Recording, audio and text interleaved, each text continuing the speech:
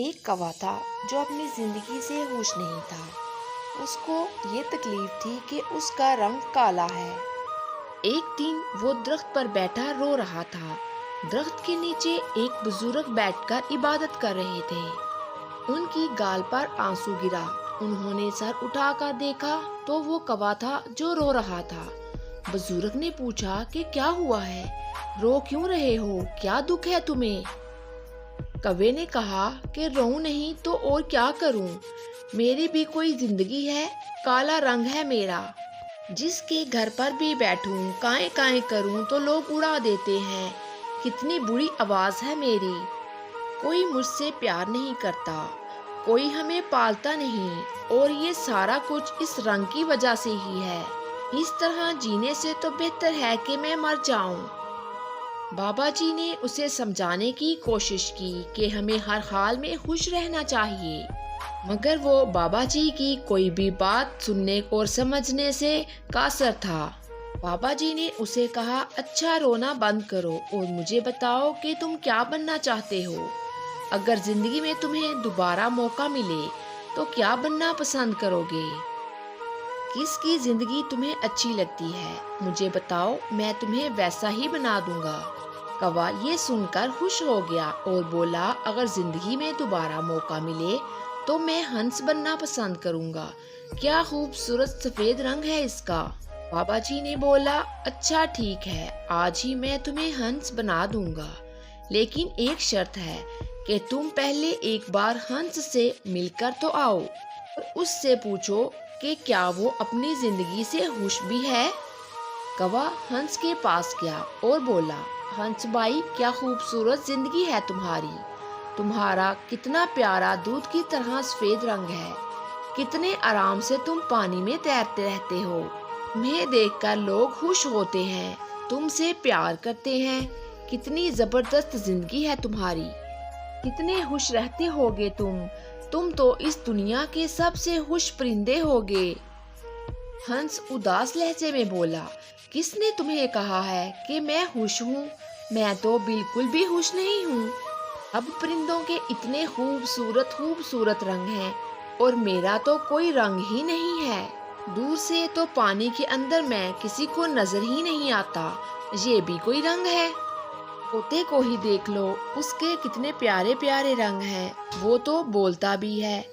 بچے اس سے دیکھ کر بہت خوش ہوتے ہیں، لوگ اس کو اپنے گھر میں لے جاتے ہیں، اس سے پیار کرتے ہیں۔ کوا اب حیران رہ گیا، تو کیا تم خوش نہیں ہو اپنی زندگی سے؟ ہنس بولا، ہرگز نہیں، اس میں بلا خوشی کی کیا بات ہے؟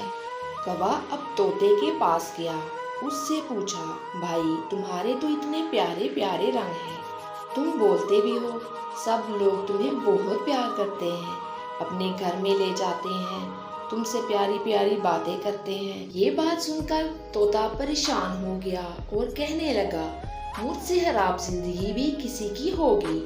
تم اپنے آپ کو دیکھو، آزاد پھرتے ہو، جہاں دل چاہے اڑ کے چلے جاتے ہو۔ لوگ مجھے پکڑ لیتے ہیں، میرے پر کاٹ دیتے ہیں، مجھے چھوٹے سے پنجرے میں قید کر دیتے ہیں۔ میں تو چھپتا پھرتا ہوں، میری زندگی تو سب سے خراب ہے۔ میں تو اس زندگی سے تنگ آ چکا ہوں، اپنی مرضی سے جی بھی نہیں سکتا۔ اب کوا حیران ہو گیا کہ یہ بھی خوش نہیں ہے۔ اس پر طوطا کہنے لگا کہ مور کی زندگی دیکھو، کتنی اچھی ہے، اتنے پیارے پیارے رنگ ہیں اس کے بڑوں میں، لوگ ہزاروں کی تعداد میں اس کو دیکھنے کے لیے آتے ہیں، زندگی تو مور کی ہے۔ یہ بات سن کر کوا مور کے پاس گیا، اس کو بولا، بھائی تمہاری لائف تو بہت مزے کی ہے، ہزاروں کی تعداد میں لوگ تم کو دیکھنے آتے ہیں، تم سے پیار کرتے ہیں، تمہارے پروں کی تعریف کرتے ہیں۔ اس پر مور بولا، یہ بھی کیا زندگی ہے میری، مجھے یہ زندگی پسند نہیں، میں اس سے تنگ آ گیا ہوں۔ میرے یہ خوبصورت پر ہی میرے لیے میری مصیبت کا سبب بن چکے ہیں۔ لوگ ان پروں کو حاصل کرنے کے لیے ان کو چھینتے ہیں، میرے جسم سے نوچتے ہیں اور اتار کر لے جاتے ہیں، مجھے بہت تکلیف ہوتی ہے۔ میری یہ خوبصورتی ہی میری دشمن بن چکی ہے۔ اور آج اسی وجہ سے میں یہاں قید ہوں، تمہاری طرح آزاد بھی نہیں پھر سکتا۔ یہ جینا بھی کیا جینا ہے، مجھے اس طرح کی زندگی پسند نہیں ہے۔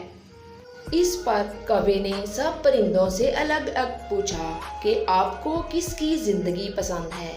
سب نے کہا ہمیں کوے کی زندگی پسند ہے، اور وہ تم ہو، تمہیں کوئی نہیں پکڑتا، نہ مارتا ہے، نہ کوئی تمہیں قید کرتا ہے، جہاں دل چاہے اڑتے ہو، جو دل چاہے کھاتے ہو، تم سے اچھی زندگی کس کی ہو سکتی ہے۔ کوے کی حیرت کی انتہا نہ رہی، ایسا تو اس نے کبھی سوچا ہی نہیں تھا۔ وہ وہاں سے اڑا اور بابا جی کے پاس آ گیا۔ جی نے کہا ہاں بھائی، کیا فیصلہ کیا تم نے، کیا بنا دوں تم کو؟ کوے کی آنکھوں میں آنسو آ گئے۔ اس نے کہا کہ میں کوا ہی ٹھیک ہوں، کوا ہی رہنا چاہتا ہوں۔ یہ کہہ کر وہ وہاں سے اڑ گیا۔ دوستو، ہماری زندگی میں بھی ہمارے دکھی ہونے کی سب سے بڑی وجہ یہ ہے کہ ہم ہر وقت ہر چیز میں اپنے آپ کو دوسروں سے کمپیئر کرتے رہتے ہیں اور اپنے آپ کو کم تر سمجھ کر دکھی ہوتے رہتے ہیں۔ دوسروں کی زندگیاں ہی اچھی لگتی ہیں کیونکہ ہم دوسروں کی زندگی میں وہ دیکھتے ہیں جو ہمارے پاس نہیں ہے، لیکن جو نعمتیں، جو خوبیاں ہمیں ملی ہوئی ہیں وہ ہمیں نظر ہی نہیں آتی۔ دوستو، آپ جو بھی ہیں، جس بھی حال میں ہیں، اپنے آپ کو کسی سے کمپیئر نہ کریں۔ آپ جیسا اس دنیا میں کوئی دوسرا نہیں ہے، خدا نے کوئی اور آپ جیسا پیدا ہی نہیں کیا، اس لیے اپنی زندگی میں ہی خوش رہیں۔